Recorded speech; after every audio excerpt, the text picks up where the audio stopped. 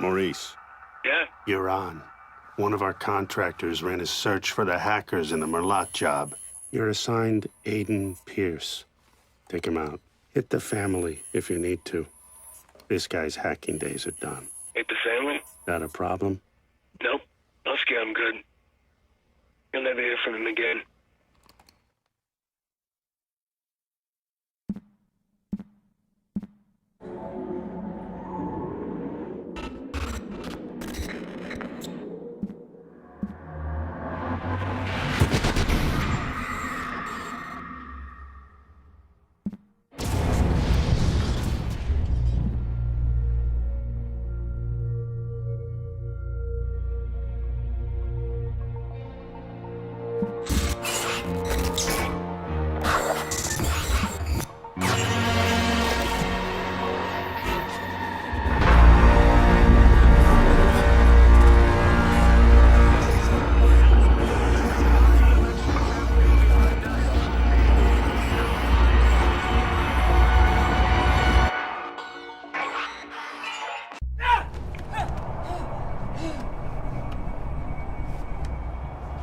You gotta believe me, man. Who gave the order? Don't. I don't know. You don't know. Hate the family? Got a problem? Nope. Husky, I'm good. You'll never hear from him again. So what do you think, Maurice? Did you scare me? It was a job, man. I didn't know. Who was on the other end of the call? Give me a name. They never gave me a name. Yeah, I'll tell your name. No. Lena. Lena Pierce.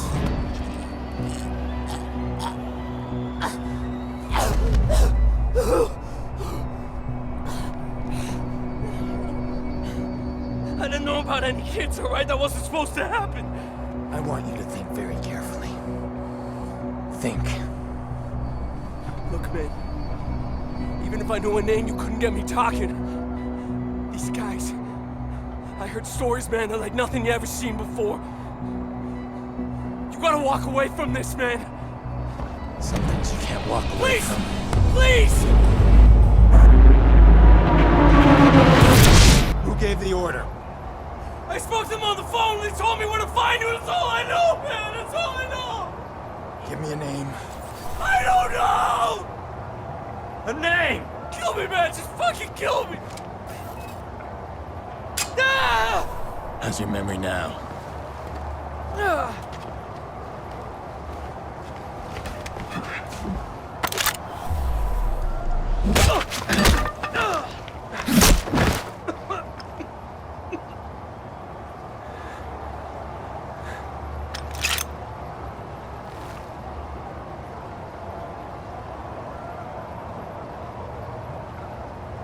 Maurice won't talk to me, but I bet he talked to you. I can't keep running. I can't do it. That fucking Aiden Pierce. I killed his niece. He won't stop chasing me. I wish this guy. What am I gonna do? He keeps coming. I need to keep moving.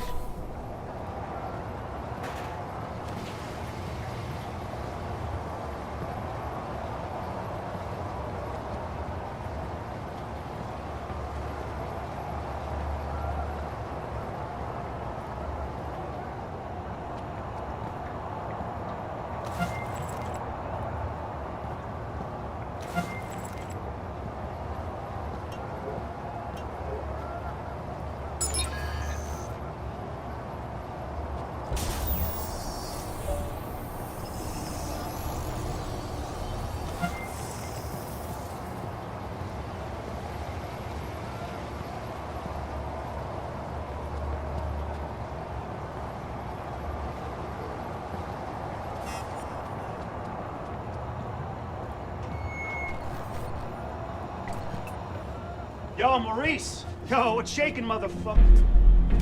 Shit! Where the hell you been? What? He's talking to me. I leave you for 2 minutes. Give me my bullets. I tossed him. But you said you'd kill him otherwise. I told you to hold on to them, Jordy. Where you been, anyway? I had to make a call. And you get what you need from Maurice? Oh, you're kidding me. Let's clean this mess up. Stop admiring your work. Hey, that's cute and all, but I'm disappointed, Pierce. I mean, you failed to spot the nasty inter-gang drama I'm creating here. I don't like loose ends. Let's get him out of here. No, too late. Bottom of the 8th. Chicago's ahead. Game's almost over. We are out of time. Huh. Nice shot. Huh. Come on, you're not just a little interested in my phone call. All right, fine. Tell me about your phone call. Glad you asked. Okay, we got a bunch of dead bodies, right? We got 40,000 people above us. We need a distraction. I called the cops. You did. Oh, yeah, true story. So, cops arrive, and Maurice's little band of brothers arrive, and pow, pow, pow, pow, pow. Jordy, tell me you're joking. No, I called them too. Look, we get a messy altercation at the end of the game. You and I slip away undetected. They'll appreciate the plan tomorrow. Great. Punctual cops. I handle these guys. You grab Maurice, get him out of here. Maurice, what do I look like, a chauffeur? He's the shooter. I'm not through with him yet. Dick. Chicago police! Et on se retrouve sur Watch Dogs, donc là le gameplay vient de commencer réellement. Alors j'ai plein de choses à vous dire dessus. Donc là après cette cinématique on a vu que bon il a tué les gardes et Maurice. Donc Aiden Pierce va devoir essayer de s'échapper du truc. Donc là vous allez voir qu'il va se passer plein de trucs. Alors j'ai plein de trucs à vous dire sur ce jeu, notamment sur les points positifs et les points négatifs que je trouve pour le moment.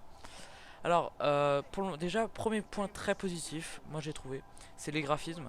Il y avait beaucoup de personnes qui ont eu peur. Oui, alors là en fait vous allez voir il va rater la première fois parce que c'est pas très bien le jeu, mais après il va y arriver. Donc les graphismes, oui, c'est-à-dire qu'il y avait beaucoup de personnes qui pensaient que les graphismes allaient vraiment être décevants, parce qu'il y avait un gameplay qui avait été diffusé il y a assez longtemps, enfin pas longtemps en fait, il y a un mois je crois, où en fait on se rendait compte que les graphismes sur Next Gen étaient peut-être pas aussi bien qu'on pensait, et du coup beaucoup de gens ont eu peur pour les graphismes de tous les autres trucs, c'est-à-dire même PC, même PS3, même PS4, même Xbox 360 je veux dire. Et en fait il n'en est rien, c'est-à-dire que les graphismes sur PC sont magnifiques. Là vous voyez c'est un gameplay PC, donc ce qui se passe c'est que le gameplay, oui, c'est-à-dire que là c'est mon ami, oui, il a un ordinateur assez puissant quand même, donc il a pu le mettre en 1080p. Et en plus, déjà, c'est une très bonne qualité là. Et en plus, on perd un petit peu de qualité parce que j'ai téléchargé la vidéo. Donc vous voyez, il y a une petite partie de la qualité qui est partie. Donc du coup, en réalité, c'est encore mieux que ce que vous voyez en ce moment. Donc dites-vous que si vous avez un bon ordi, vous allez vraiment profiter à fond, mais vraiment à fond de ce Watch Dogs. Alors, cet avantage graphique, c'est-à-dire ces graphismes extraordinaires, notamment, ouais, ces graphismes extraordinaires, bon, malheureusement, un désavantage, c'est que le jeu est très gourmand et que si vous n'avez pas un PC à fond, c'est-à-dire que moi, vous voyez, j'ai assez peur que mon PC, qui a seulement 6 Go de RAM, ne puisse pas tenir le truc. Et j'espère que je pourrai vous proposer des vrais gameplays. Mais bon, je pense que quand même, mais sinon, je devrais être obligé de réduire la qualité.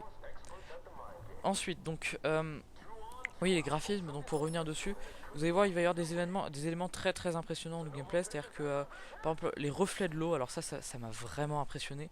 C'est quand il y a, enfin, je sais plus si c'est sur cette vidéo là que j'ai vu ou sur le gameplay de Diablo X9, c'est-à-dire que Diablo X9 a fait un live sur Watch Dogs, sur Twitch, que j'ai évidemment regardé parce que ça m'intéressait. Et franchement, c'était très impressionnant, c'est-à-dire qu'il voyait à un moment, il nage, puis il doit s'échapper d'un endroit. Et les reflets de l'eau, enfin c'était hallucinant, c'est-à-dire que vous voyez, moi déjà j'ai pas GTA 5 donc je peux pas vraiment en comparer. Mais j'ai comparé avec Battlefield 4 par exemple, et ça fait vraiment une énorme différence. C'est-à-dire que, vous voyez, on passe d'une eau grossière à une eau qui semble vraiment réaliste quoi. Et il y a des tas de détails comme les ombres qui sont vraiment très très bien faites, les trucs, enfin les lumières, genre tout, même l'intelligence artificielle. Alors ça, il y a des personnes qui ont critiqué l'intelligence artificielle, mais honnêtement je pense que elle est quand même plutôt bien fichue pour un premier jeu. Et on pouvait pas s'attendre à un truc énormissime, mais je trouve qu'ils ont quand même réussi le jeu est réussi au niveau de l'intelligence artificielle. C'est-à-dire que il y a des personnes qui disent que bon elle est mauvaise, il y a des trucs voilà. Mais sinon franchement moi je trouve que c'est bien.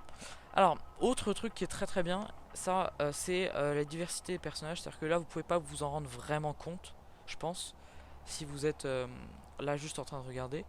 mais les personnages que vous allez voir dans le stade ont des comportements vraiment très très réalistes. Et et vraiment, enfin, ils ont essayé de faire une masse différente de gens avec des comportements différents. Et du coup, ça rend le tout vraiment, vraiment vivant en fait. Et ça, c'est vraiment excellent. C'est-à-dire que vous voyez, quand vous allez arriver dans le stade, vous allez voir une foule. Et la foule, je veux dire, c'est pas que des blancs ou que des noirs ou que. Enfin, c'est pas des trucs ultra clichés. Je veux dire, il y a vraiment de tout. Et ils ont essayé de faire ça le mieux possible. Et vraiment bien. Alors, ça, aussi gros point avantage, mais ça c'est au niveau du gameplay, c'est la possibilité d'interagir avec à peu près tout. Donc là, c'est ce que vous êtes en train de voir à l'écran. C'est-à-dire, quand on est en train de...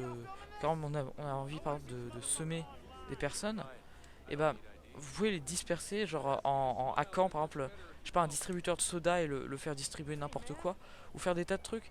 Et ça, c'est vraiment impressionnant. Voilà, donc là, on en arrive à l'endroit où il est au stade. Et vous pouvez tout hacker, et donc du coup par exemple là il va hacker un distributeur de monnaie, comme vous allez pouvoir le voir, en 3 secondes en plus, c'est vraiment trop facile.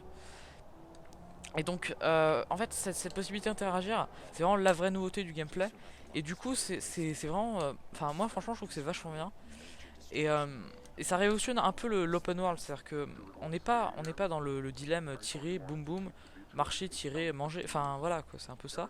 Là il y a une vraie possibilité de faire d'autres choses, et d'avoir un truc un peu en dehors et un peu pas programmé justement en fait. Donc là vous allez voir ce qui va se passer, c'est que c'est assez impressionnant. Il va mettre un énorme blackout sur le truc, c'est-à-dire que d'abord là vous voyez il essaye de voir comment est la sécurité parce qu'il doit passer de l'autre côté.